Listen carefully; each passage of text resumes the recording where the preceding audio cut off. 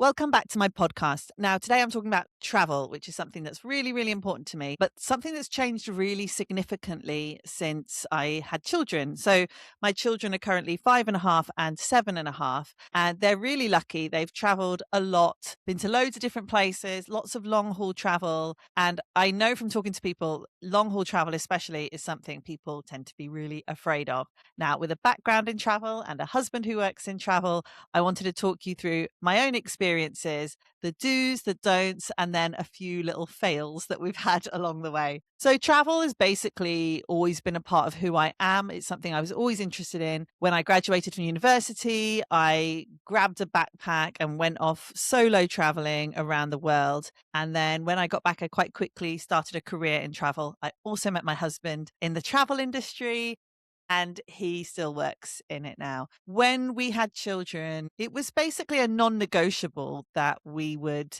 continue to travel. And yes, I can look back now and say we were a bit naive, but we really, really felt like having children isn't going to slow us down or stop us doing the things that really matter to us. You know, with our rose tinted glasses, we were thinking we're not going to be those parents. And, to some extent, that's been the case. My children have gone on some amazing, amazing trips, but there've also been things that we haven't been able to do. So we were going to keep going. We have, but 7 years in, I won't pretend that it's all been easy, because the fact is, prams and nap times and little short legs do affect the way a holiday looks. It affects what you're able to do. And yeah, we've definitely done way fewer city breaks than we would usually have liked to do. And we did have one amazing trip where we basically couldn't leave the resort. And I'll tell you more about that a little later on. But all of that was okay. And actually, the larger lesson and the life experiences and the memories that we're creating for ourselves and our children far, far outweigh all the negatives. Okay, let's talk about the do's first, because there are many more do's than don'ts. Because in short, you should take your family traveling. You shouldn't let it hold you back. So my first do is you should fly, and you should fly long haul with your children. It's one of the things that I've probably most been asked about with regards to travel, is how did your children cope on these long haul flights? Now, my children have had a lot of long haul flights at this point. They have gone so we're based in London. They've gone to LA a ton of times, San Fran, Miami, Mexico, other direction. They've gone to Thailand. They've gone to Mauritius a few times. So most of these trips include a 12-hour flight at least in each direction. And the fact is, speaking honestly, the flight is usually the easiest bit. The children are contained. They can't really get away. They can watch TV if they're older. There's things to look at. There's food to eat. So generally speaking, the flights are pretty straightforward. And if you have been worried about that, then I would tell you that 99% of the long haul flights we've had have been an absolute breeze. Children are pretty good at going to sleep on planes as well. And the other thing, if your children are young or they're babies, is the staff tend to be fantastic. So if you need a bit of a break partway through a flight, let your child toddle up to a friendly looking member of staff on the plane, and honestly, they'll probably take them. I had one flight to Mauritius where my son was taken off to different parts of the plane. We didn't see him for about half an hour. He was 4 months at the time. And yeah, they just took him off, and we were flying business class. We sat in the bar and had a drink, and it was fantastic. Plus, there'll also be other people who'll be willing to help you. I was recently on a flight from London to San Francisco, 12 hours, and I got talking, because there was this really cute kid actually who kept coming up to me. I got talking to this mum who was traveling on her own with this little tiny toddler. I ended up saying to her, if you want me to hold him so you can go to the toilet, just let me know. And she was so grateful for that. So there'll always be people who can help you.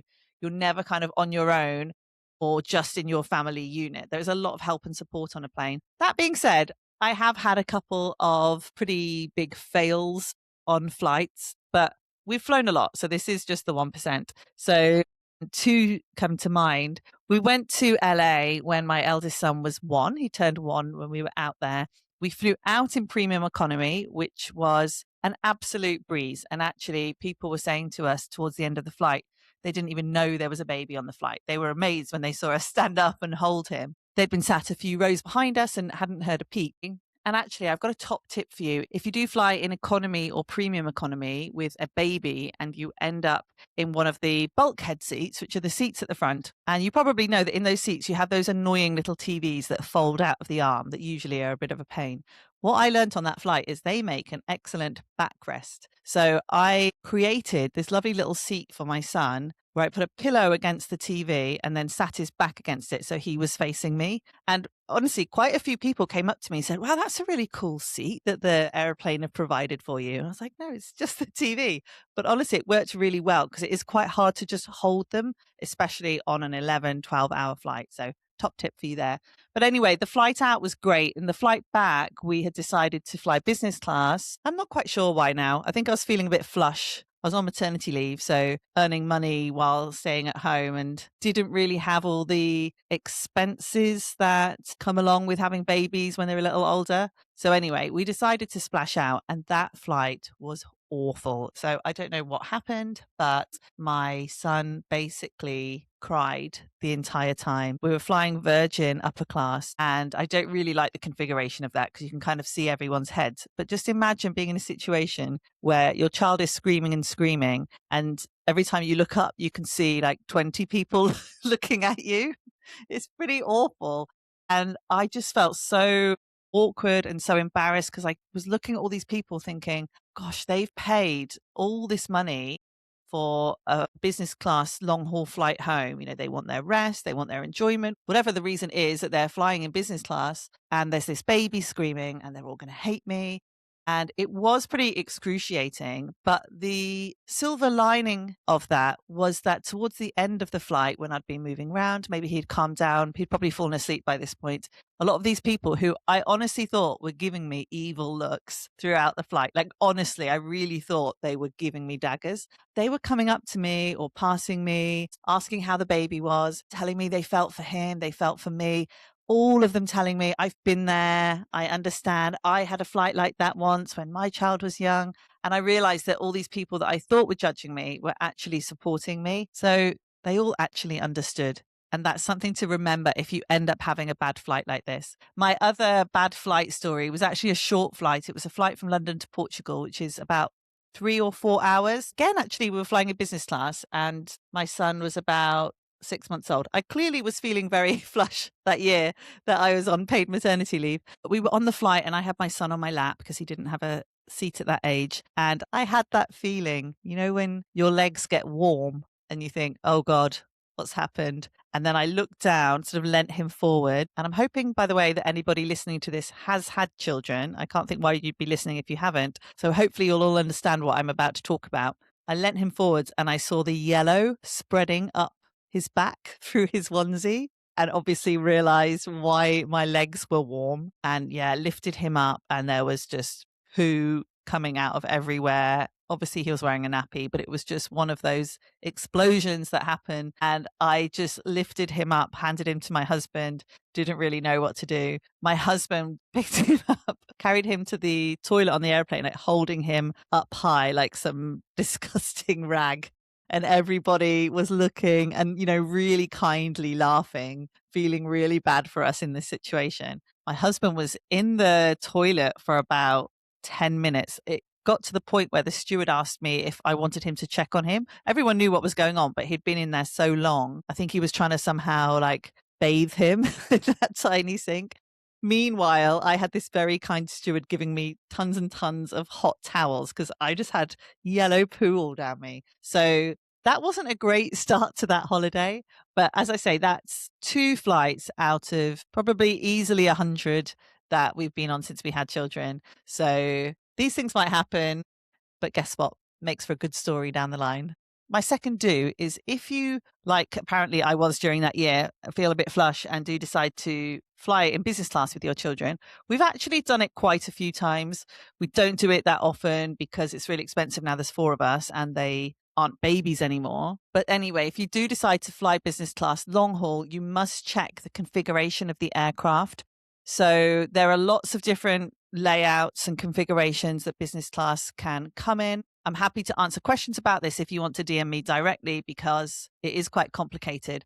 If you see a layout that's a herringbone, which means it looks like bones on a fish, like seat behind seat behind seat, that's going to be really not appropriate if you have a child over 2, because if they're under 2, they're on your lap, that's fine. But if you are traveling with a child who's 3, 4, 5, and they're in that seat configuration, they can't see you. You can maybe see them if you peer over, but they're sort of sat in a seat with walls either side. So if you have any issues and they need support, they probably will at some point, you're not going to be able to get to them. The same thing with food. If you need to help them cut up their food, if you need to help them eat their food, pick up all the food they're dropping everywhere, you simply can't do it. So that's a completely inappropriate configuration for flying with young children. There are lots of other configurations as well, and quite a lot of them do end up with 2 seats side by side. So you just need to look into it. And the other thing I would say is you have to check the actual aircraft. So somebody might say to you, for example, oh no, I flew with Emirates and it was fine because the 2 seats were side by side, so you'll be fine with Emirates. But then you'll find out that actually the layout is different on different aircraft. So for example, when we flew to Thailand in business class for my 40th birthday, it was 2 flights each way. My children were 2 and 4, so definitely needed some support. We chose not only our airline, but booked onto the specific flights so that we could get aircraft where we had 2 beds next to each other on each plane. So if you have any questions about that, as I say, feel free to reach out to me or to your local travel person, but I'm more than happy to answer because I used to book these flights for people for years and years and years. By the way, on my TikTok account, which is definitely a growing account, quite small at the moment, so please do come and find me and follow me. I'm by Sophie Atten on there. By far my most successful post, it's had 95,000 views at this point, is specifically about flying business class with young children. So pop over there, have a look. Tons of people have saved it. So there's obviously some useful info on there. So go and check that out if you think it's something you might want to do one day. Okay, do number 3 is travel with new toys and lots of snacks. Now, lots of snacks is probably obvious, but the new toys thing is a really, really good idea. So you can actually go and buy these ready-made travel packs from websites online, which I've done a couple of times, where you can get a bag, it comes with their names on them, and it has certain activities included. So they're specifically designed for travel, and they're a really fun thing to give children at the airport. We've sometimes bought those. I've quite often made my own. When the children were young, I would maybe buy like one monster truck or something, and I would pack it in their little trunkies. They wouldn't know anything about it. Then at the airport, and always save it until you're at the airport, about to get on the plane, you get it out and show them a new toy. So it works really well because that gives them something to be excited about, something they're going to want to play with, want to be distracted by, not just actually on the flight, but for the whole holiday as well. So these days, now my children are a little older, I'll always pack activity books, just simple little games, puzzles and things that they can do at the airport. They don't really do them on the plane. They tend to watch TV on the plane, but it gives them things to do on the downtime as well. So can't recommend that enough. Do number 4 is use trunkies. Oh my gosh, trunkies saved my life during the toddler years. So we must have got trunkies probably from age 1 and used them really like far too old, probably used them until my eldest was 5 or something, until he really, really physically couldn't fit on them anymore. But they are so worth it. If you ever see people using them in the airport and you think that maybe looks like more hassle because the parents are carrying their kids around or whatever, they're not. They are so good. So if you're not sure what they are, they're just the little mini suitcases on wheels with a strap. It works well because it means your children have their own case that goes on the plane with them, so their own hand baggage bag. It gives them something to sit on when you're queuing and they're getting a bit grumpy. And then as you're going through the airport, depending on their age or depending on how they're feeling, they can either pull them themselves, which is really good fun for them, or if they're really tired or you're in a rush, they sit on them and you pull them. And it is so good. I mean, we have charged around tons and tons of airports. Each pulling a child on a trunkie means that we can walk really, really fast. They whiz along. They've got little things to hold on to. It's so much fun. Everybody looks at you and thinks it's absolutely adorable. Yeah, I can't recommend trunkies enough. And although we don't use the Trunky cases anymore. Something that we discovered a couple of years ago is that Trunky also do car seats that turn into little backpacks. So when I was headed to Miami about 2 or 3 years ago, and we were going to be getting loads of Ubers around Miami, and my youngest at that point must have been like 2 or 3. So I really wasn't comfortable with him not having any car seat, but obviously you can't get a car seat in an Uber. And I just honestly, I didn't know what to do. I probably looked on Reddit or something, and we came across these Trunky car seats, and they're great. And so not only do they go on their backs, but they also open up so they can put some toys and stuff in them. So we actually use those all the time now. We sometimes use them in the UK. It's perfect if you're getting an Uber out for dinner, something like that, because the kids can put the toys that they want to take in the bag, put them on their backs while they're walking, and then you just literally pop it down in the taxi and it becomes a car seat. So it gives them a lot more safety. So now my children are 5.5 and 7.5. I'm wondering about getting one of those scooter cases. I don't know if you've seen those. They sell them at my local Phoenix. So I guess it's the same idea as like a Trunky, a little hand baggage case, but instead of being on 4 wheels that you sit on, it has a scooter attachment. So really does the same job. They're quite a lot of money, so I haven't got round to deciding if it's worth it or not yet. But if you have one or you know someone who's used one, please do let me know, because I keep thinking about it and I'd love to hear what someone's actual experience has been. Okay, number 5. Do let them earn spending money in foreign currency. So we did this on the trip that we've just had in the USA. We had a star chart in the 2 weeks running up to the trip. And while we were out there, if they did a chore, they got a star, and a star was $2. I've never seen them so excited to do chores in my life. They really, really enjoyed it because they wanted to buy things out there that they can't get here. They wanted to try the new sweets, the toys, the little interesting things here and there. And this was a great way of getting them to tidy up the room in the apartment, help us getting some food in, anything like that.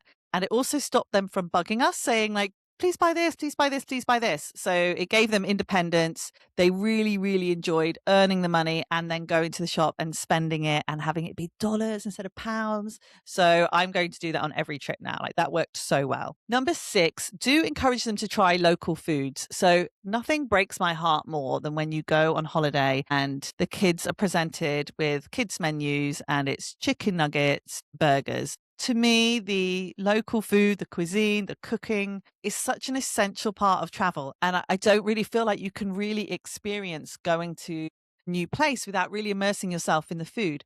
Part of the reason that my children are such good travelers is that we encourage them to really, really try everything. They have no fear around different foods.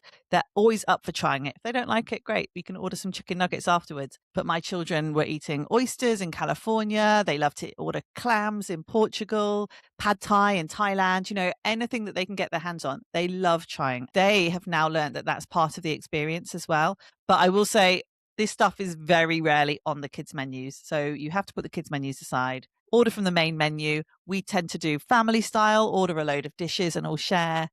And it's amazing the experiences that they have through eating all the local foods. And my final do is if you're on a resort style holiday, which you probably are if you're traveling with young children, definitely use the kids clubs. Like use them. Don't worry about them. They are run by skilled, qualified people who do this every day. So don't be afraid to use them, but don't use them every day, because really the enrichment of being on holiday is being together and having experiences together. And they might not say it, but your children don't want to be off in a kids club on their own. They want to be with their mum and dad. There's nothing better in their lives than being with their mum and dad. And so doing it in an exciting country is something that they're going to really cherish and really remember.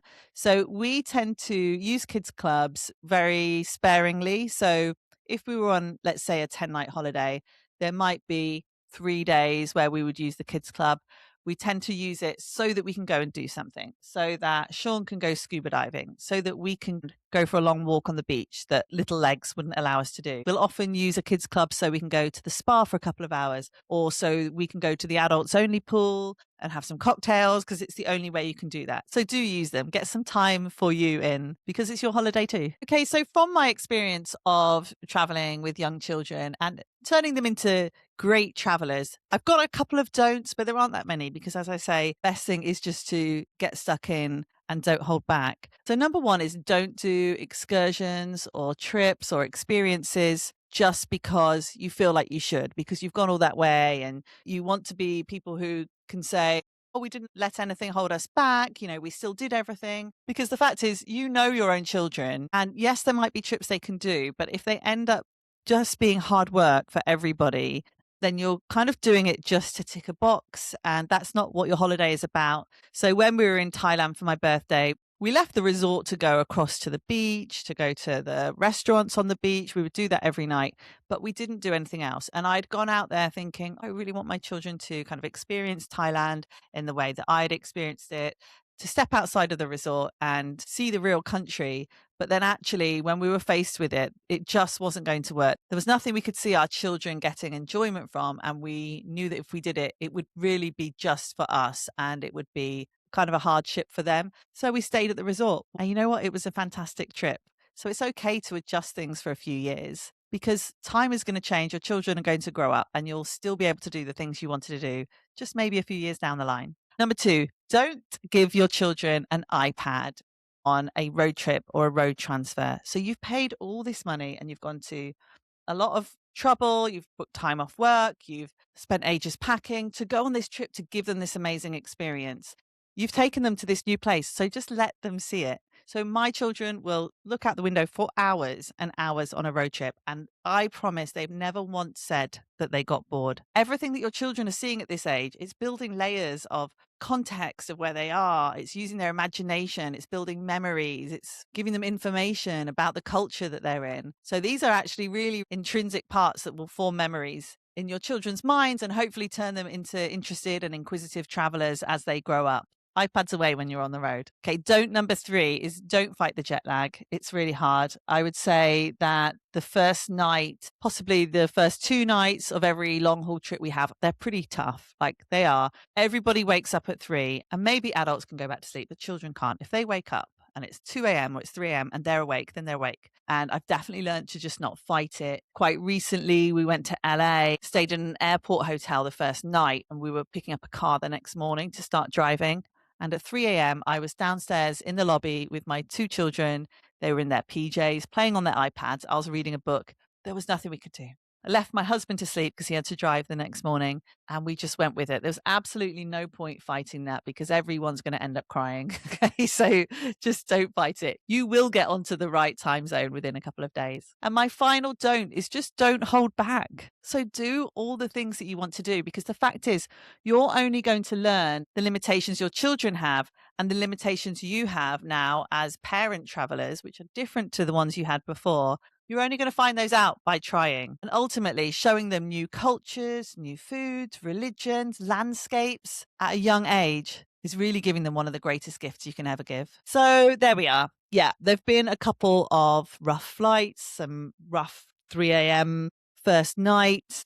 But the fact is those moments are such tiny, fleeting moments of larger trips. And what we get from the rest of it are these amazing memories that we can talk about, these incredible photos that we can bring up years down the line and reminisce over, diverse palettes that mean we can come home and learn how to cook pad thai together at home. The benefits are so much bigger than those few difficult moments. Now, if you're interested in hearing more about any specific part of traveling with kids, anywhere that we've been or any like part of traveling, then do let me know. Just drop me a DM over on Instagram or TikTok. I'm by Sophie Atten on both of those, and I would love to hear from you. This podcast is newly rebranded. It just got rebranded last week. So if you are enjoying this, I would absolutely love it if you could subscribe, if you could write a little review. All of this really helps make all the time and energy that I put into making these episodes for you feel more worthwhile and get seen and heard by more people. So thank you so much. I will see you next time. Bye.